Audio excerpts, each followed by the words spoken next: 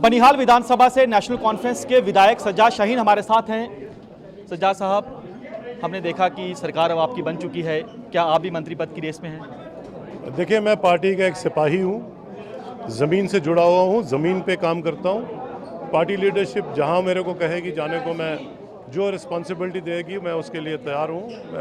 मैं कोई इतना डेस्परेट नहीं हूँ। पार्टी लीडरशिप का फैसला जैसे वो चाहेंगे हम करेंगे। जब पहले मैंने आपसे बातचीत की थी, चुनाव उस दिन चल रहा था, तो आप उसी दिन अपनी जीत को लेकर आश्वस्त दिखाई दे रहे थे। भरोसा था कि जनता पर विश्वास था? नहीं, ऊपर वाले पे भरोसा था और उसके बाद अपने आवाम पे भरोसा था। जो प्यार हमें कैंपेन के दौरान मिला, मैंने बुजुर्गों को रोते हुए देखा, नौजवानों को, माऊँ बहनों बेटियों को रोते हुए देखा है, दुआएं करते हुए देखा है।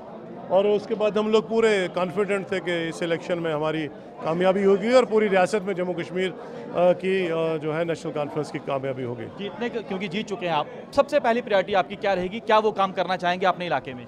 देखिए, इश्यूज़ तो बहुत है। सबसे बड़ा इशू जो है वो हमारा अनएम्प्लॉयमेंट का है, नौजवानों की बेरोज़गारी का है। नौजवान इस वक्त बड़ा नाउमीद हो चुका है। पिछले 10 साल दौर में नौजवानों के इश्यूज़ को किसी ने एड्रेस नहीं किया, नौजवानों की एस्पिरेशंस का ख्याल नहीं रखा गया और and youth was pushed wall. हम सबसे पहला जो हमारी प्रायोरिटी रहेगी नौजवानों के हवाले से रहेगी, उनको रोज़गार देने के हवाले से रहेगी। उसके बाद जो हमारे बाकी जो कोर इश्यूज़ हैं, जिसमें जो हमारा हेल्थ केयर है, एजुकेशन है, सड़क है, पानी है, बिजली है, और उसके साथ साथ जो हमने वेलफेयर प्रोग्राम्स में अपने विजन डॉक्यूमेंट जो हमारा इलेक्शन में मैनिफेस्टो था, उस पे जो हमने वादे किए हैं उनको निभाने के लिए हम लोग दिन रात काम करेंगे और हुकूमत बनते ही उसका सिलसिला शुरू हो गया है। पहली कैबिनेट की जो मीटिंग हुई, उस पर प्रस्ताव पारित किया स्टेटहुड को रिस्टोर करने को लेकर।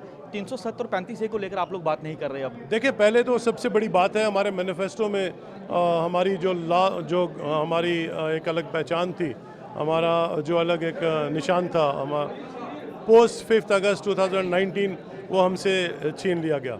हमारा वो सिलसिला जारी रहेगा, लेकिन अभी जो बेसिक जो इशू है वो गवर्नेंस का है, और गवर्नेंस तब तक सक्सेसफुल नहीं होगी, तब तक वो जो प्रोडक्टिव नहीं होगी, जब तक हमारे पावर्स नहीं आएंगे, सोशल इकोनॉमिक पावर्स आएंगे, हमारे एडमिनिस्ट्रेटिव पावर्स आएंगे।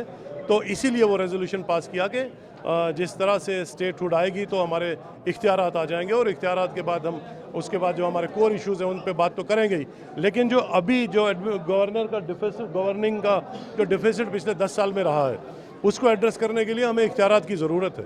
और हमें उम्मीद है कि मरकज़ की सरकार जिस तरह से उन्होंने वादा किया है स्टेटहुड का, पार्लियामेंट के अंदर हमारे प्राइम मिनिस्टर साहब ने हमारे होम मिनिस्टर साहब ने on the floor of the house commitment की है, एश्योरेंस दी है। प्राइम मिनिस्टर साहब ने दिल की दूरी और दिल्ली से दूरी करने की बात लाल किले से कही है।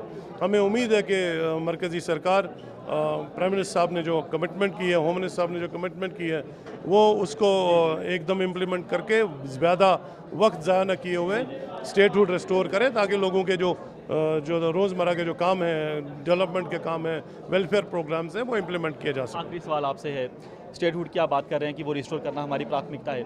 उमर साहब ने अभी अपनी तकरीर में कहा कि एडमिनिस्ट्रेशन जो है वो अपनी मनमर्जी नहीं चलेगी, जो वहाँ के हमारे विधायक होंगे, मंत्री होंगे, अब उनको पूछा जाएगा, उनसे राय ली जाएगी। आपको लगता है कि ये पहले मनमर्जी होती थी? और दूसरा, चैलेंजेस आपके सामने क्या क्या रहने वाले हैं?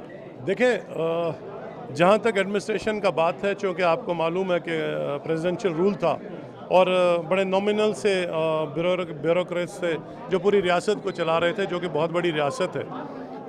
अकाउंटेबिलिटी का डिफिसिट रहा, इसमें डाउट नहीं है, और लोगों का एडमिनिस्ट्रेशन के साथ एक्सेस नहीं था, लोगों की सुनवाई नहीं थी।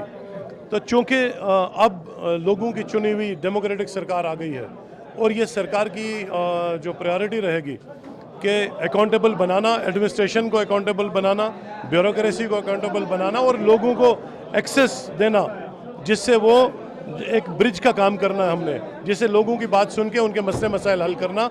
इसलिए वो अकाउंटेबिलिटी की बात तो रहेगी, और चैलेंजेस हैं, इसमें कोई दो राय नहीं है। इस वक्त बहुत ज़्यादा चैलेंजेस है, लेकिन हमारा रिजॉल्व भी है, हमारे जोश है, हिम्मत है, एक विल है, हम में एक काम करने की एक विल है, और हम इंशाल्लाह अब काम करेंगे और रियासत जम्मू कश्मीर के अवाम के साथ जो वादे किए उनको पूरा करेंगे। शुक्रिया बातचीत करने के लिए। तो आप सुन सकते हैं सज्जाद शाहीन साहब को जो बता रहे हैं, हमारी सरकार की प्राथमिकता है कि जम्मू कश्मीर को पूर्ण राज्य का दर्जा दिलाना।